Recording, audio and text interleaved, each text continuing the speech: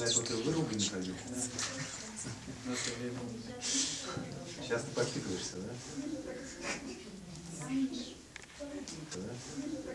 Наша ферма представляет 32 вида. Находимся мы в Краснодарском крае, город Геленджик. Ферма находится на базе Геленджикского экзотариума. Вот. Ну и приехали мы в Минск первый раз посмотреть, и вообще это у нас как бы первый зарубежный опыт получается.